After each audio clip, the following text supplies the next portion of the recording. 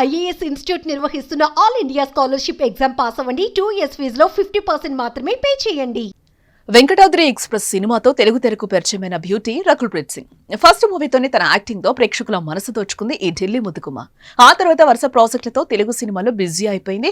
తెలుగుతో పాటు ఇతర ఇండస్ట్రీల్లో కూడా సినిమాలు చేస్తూ తన సత్తా చాటుకుంది రకుల్ ప్రీత్. కెరియర్ ఆరంభంలోనే అద్భుతమైన సక్సెస్ అందుకున్నప్పటికీ ఆ తర్వాత మాత్రం వరుస ఫ్లాపులను రుచి చూసింది. దీంతో దక్షిణాది ఇండస్ట్రీలకు కాస్త గ్యాప్ ఇచ్చి బాలీవుడ్ బాట పట్టింది. చివరిగా తెలుగులో కొండపొలం మూవీలో నటించింది. ప్రస్తుతం పెళ్లి చేసుకుని సెటిల్ అయింది. పెళ్లైనా బాలీవుడ్ లో సినిమాలు చేస్తూ వస్తోంది.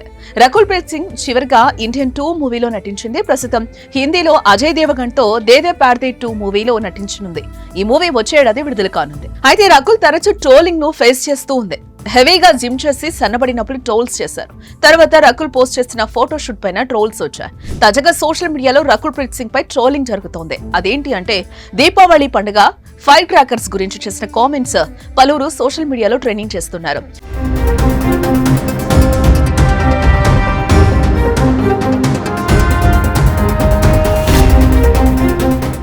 ఇంటర్వ్యూలో ఓ ప్రశ్నకు రకుల్ బదులిస్తూ దీపావళికి అంతా ఫైర్ క్రాకర్స్ కాలుస్తూ ఉంటారు. చిన్నప్పుడు దీపావళి పండుగ సమయంలో మా పప్ప అంటే నాన్న 500 రూపాయల నోటు ఇచ్చాడు. అప్పుడు 500 ఎందుకు ఇస్తున్నారు అని అడిగాను. ఈ డబ్బుతోనే కదా నువ్వు ఫైర్ క్రాకర్స్ కొని కాలుస్తావు, దాంతో ఎంత కాలుష్యమో తెలుసా అని అన్నారు. అదే డబ్బును అవసరం ఉన్న పేదవారికి ఇవ్వొచ్చని, లేకపోతే చాక్లెట్స్ ఇంకేమైనా కొని ఇవ్వొచ్చని చెప్పారు. ఆయన చెప్పింది నిజమేనని అనిపించిందని. అప్పుడు నేను 5వ తరగతి చదువుతున్నాను. అప్పటి నుంచి ఇప్పటి వరకు మళ్లీ బాణసంచ కాల్చలేదు అంటూ రకుల్ చెప్పుకొచ్చింది. ప్రస్తుతం ఈ కామెంట్స్ సోషల్ మీడియాలో తెగ వైరల్ అవుతున్నాయి. ఓ యూజర్ ఖరీదైన బట్టలు ఎందుకు కట్టుకున్నారు, అదే డబ్బును పేదలకు దానం చేస్తారా అని ఒకరు ప్రశ్నించారు. మరొకరు చికెన్ తినే సమయంలో నోట్లు కూడా తింటారా? మరో యూజర్ కామెంట్ చేశాడు. దేవుడికి ధన్యవాదాలు, నా తల్లిదండ్రులు ఇలా కాదు నా బాల్యాన్ని ఎంజాయ్ చేసేందుకు అనుమతించారు, మంచి చెడులకు మధ్య తేడాను కూడా నేర్పించారని మరో నెటిజన్ అంటూ స్పందించాడు. అంతే మరి, సొసైటీలో ఉన్నప్పుడు ప్రజలు ఆచరించే సంప్రదాయాలు పండుగల గురించి తక్కువగా చేసి మాట్లాడితే అందుకు తగిన విమర్శలు ఎదుర్కోవాల్సి వస్తుంది.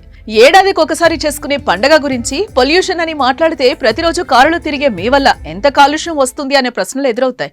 కనుక సున్నితమైన అంశాల పట్ల మరింత సున్నితంగా వ్యవహరించాలని నెటిజన్లు కామెంట్స్ చేస్తున్నారు. So Rakul, be cool.